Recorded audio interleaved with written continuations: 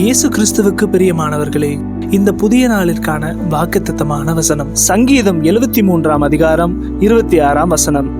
என் மாம்சமும் என் இருதயமும் மாண்டு போகிறது, தேவன் என்றென்றைக்கும் என் இருதயத்தின் கண்மலையும் என் பங்குமாயிருக்கிறார். இந்த உலக வாழ்க்கையில் நம்முடைய உடல் வலிமையும் மன உறுதியும் ஒரு கட்டத்தில் தளர்ந்து போகலாம். ஆனால் இந்த இக்கட்டான சூழலிலும் கடவுள் மட்டுமே நம்முடைய நிலையான அடைக்கலமாகவும் நம் வாழ்வின் முழுமையான செல்வமாகவும் இருக்கிறார். நீங்கள் இப்போது எதை கண்டு கலங்குகிறீர்கள்? உங்கள் கையில் இருக்கும் பணம் கரைந்து போகிறதா? ஆரோக்கியம் குறைகிறதா?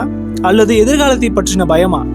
மனிதர்கள் மாறலாம், சூழ்நிலைகள் மாறலாம், ஆனால் மாறாத ஒரே கண்மலை நம் தேவன் மட்டுமே. மற்றதெல்லாம் கையை விட்டு போனாலும் உங்கள் தேவன் பக்கத்தில் இருக்கும் வரை நீங்கள் ஒன்றையும் இழக்கவில்லை. உங்கள் பலவீனம் உங்கள் தோல்வி அல்ல, மாறாக தேவனின் பலம் உங்களுக்கு வெளிப்படும் இடம்தான் அது. எனவே பலவீனத்தை கண்டு பயப்படாதீர்கள். இந்த புதிய நாளுக்காக ஜெபிப்போமா? எங்களை நேசிக்கும் அன்பின் பரலோக தகப்பனே, இதோ உம்மை நம்பிக்கொண்டிருக்கும் இந்த பிள்ளைகளை ஆசீர்வதியும். எங்களை தாழ்த்தி ஒப்புக் கொடுக்கிறோம்ப்பா. தேவனே, எங்கள் பங்கும் எங்கள் கண்மலையுமா இருக்கிறீர். அதனால் நாங்கள் ஒன்றை குறித்தும் பயப்படாமல் ஆண்டவரை உம்மை நம்பி உம்மிடத்தில் அறிக்கை செய்து ஆண்டவரை உம்மை விசுவாசித்துக் கொண்டிருக்க எங்களுக்கு பலன் தாரும். ஆண்டவரே ஸ்தோத்திரம்.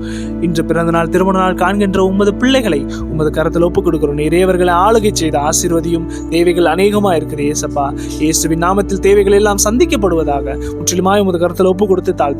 நீர் மாத்திரம் மகிமைப்படுவீராக. மீட்பரும் இரட்சகருமாகிய இயேசுவின் வழியாய் ஜெபிக்கிறோம் எங்கள் ஜீவனுள்ள நல்ல பிதாவே, ஆமென்.